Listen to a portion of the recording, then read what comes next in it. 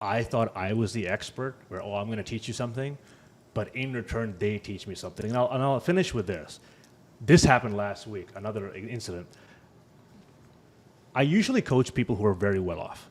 These people are making millions and millions of dollars, and they pay me a lot of money. But there's this big disconnect for me, because when I got into this, I didn't have money. I was a student, and I needed someone's help. So I can't help the very people who are most like me.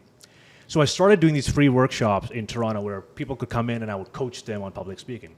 And one of the women who joined, she was a midwife, and a midwife, I didn't know what a midwife was, but she helps people deliver babies at the hospital, and she takes care of them, right? And she came and she said, Yasir, I'm really afraid when I'm talking to people because my English is not very good.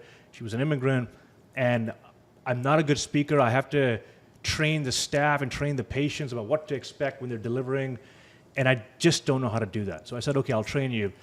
I brought her up to the front. Very similarly, I said, okay, I'm going to give you a topic, which is not the last time you kissed someone, but just tell us what a midwife is. And she spoke for maybe 20 seconds. And I was like, do you feel any hesitation? And she's like, yeah, I don't know how to talk about this. My English is not strong. I said, okay.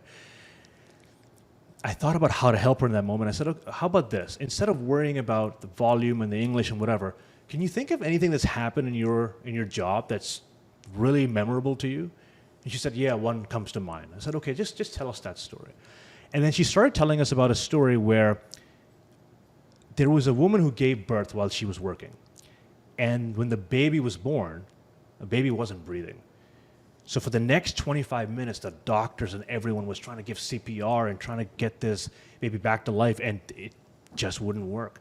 So eventually there came a point where they looked at her and said, unfortunately, we have to call it and just do the due diligence, the procedure, and write it down. And whatever has to happen, has to happen. The doctor took the gloves off and headed out. And the mother was obviously just crying hysterically in that moment. So this woman, the one who came to my workshop, she was there as the nurse.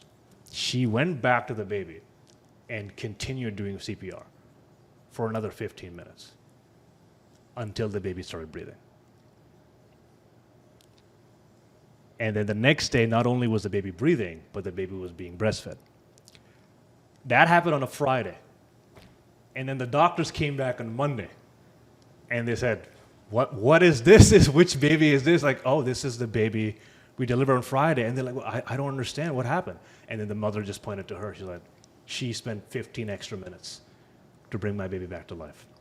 And then she wrapped up that story by saying, I believe in what I'm doing, and that's why I try to go above and beyond.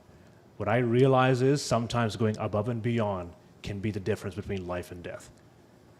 So if you're at work, you can be working in insurance, you can be working in content creation, go above and beyond, because that might be the difference for someone else.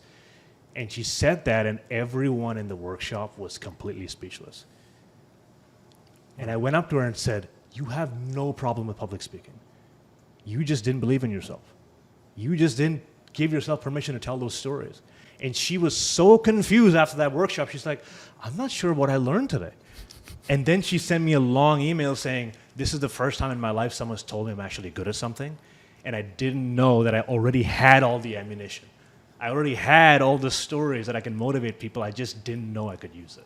So it's those stories where people come in that teach me, where I feel good about the work that I'm doing and going the extra mile. Yeah. Thank you for listening to this podcast. And if you're not subscribed yet, then click right now and subscribe, because every week I'm going to post a video or a podcast, and it is going to be about marketing, content creation, and business. And if you want to check out some other videos and interviews, then here are some of my recommendations for you.